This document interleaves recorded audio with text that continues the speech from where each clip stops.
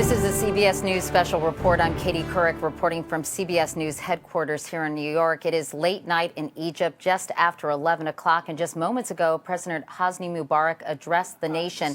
He is not stepping down, not now anyway, as protesters have been demanding for 17 days. Instead, he said he is delegating some of his presidential powers to his vice president, Omar Suleiman. And Mubarak promised to transfer power to whomever is elected to succeed him in September.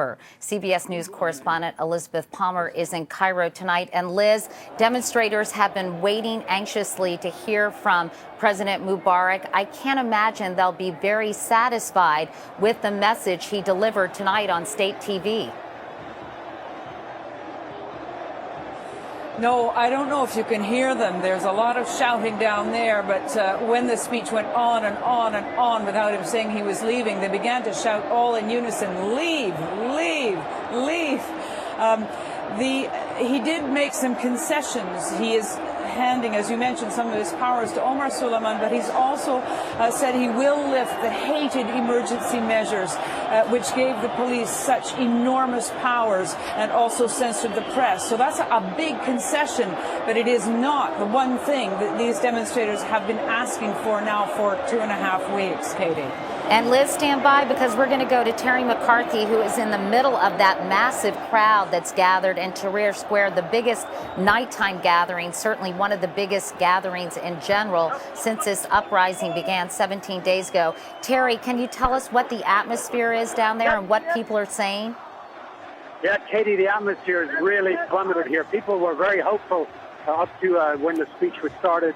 There were people chanting, singing. When they heard him come on and say he wasn't leaving, the crowd got really angry. They're shouting, Erhal, which means leave, leave, leave. A lot of people are leaving the square now. They're afraid there's going to be trouble. We just spoke to one man who said, this is definitely not going to end here. People will get back out on the street. So suddenly very tense and a very angry crowd here. All right, Terry McCarthy, thanks very much. Liz, you know, we've been hearing about calls for a massive protest tomorrow, a day of confrontation, a day to basically honor the more than 300 people who have been killed in this uprising since it began.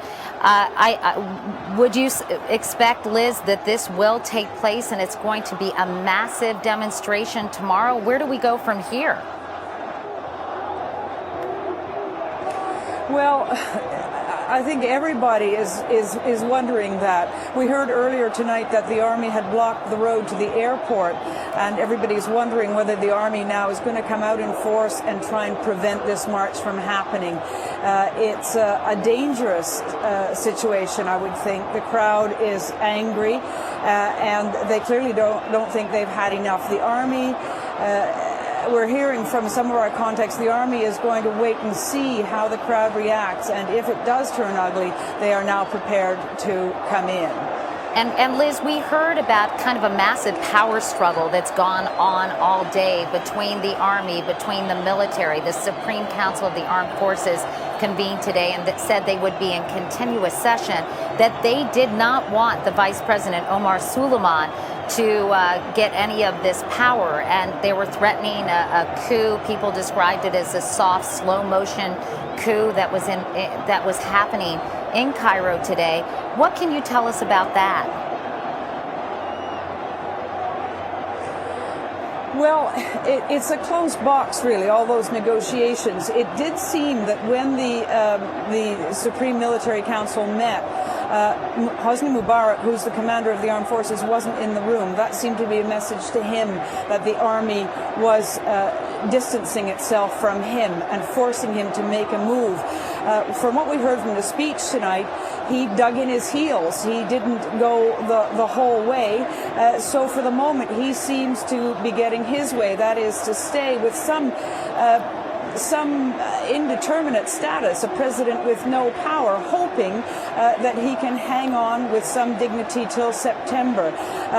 When he said, I'm going to hand my powers to Omar Suleiman, that meant that the Constitution is still in effect, and so the army is still really behind the scenes. They haven't been forced into the open to say declare martial law and take over the reins of power openly. Now, whether that's going to happen in the days to come, we'll have to wait and see.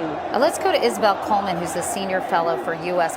foreign policy at the Council on Foreign Relations. Isabel, first of all, we've been hearing conflicting reports all day long. He's in, he's out, he's transferring power, he's stepping down, he's not even in Cairo anymore. Are you surprised that he's making such a small concession, given the fact that everyone was anticipating he was going to pretty much step down and become powerless?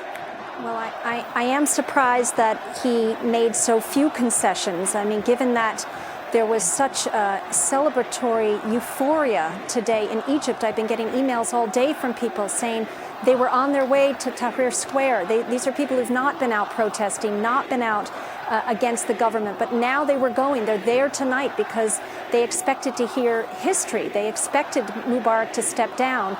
And I can imagine that there's a huge gap now in Egypt between expectations and what just happened. And what do you expect will happen, Isabel, as a result of their disappointment?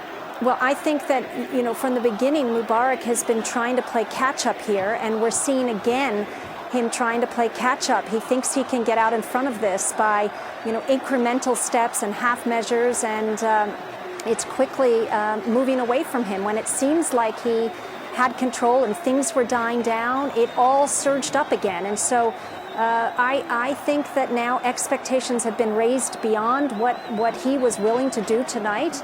And as he said very clearly, I will die be buried in this soil. So he's digging in his heels.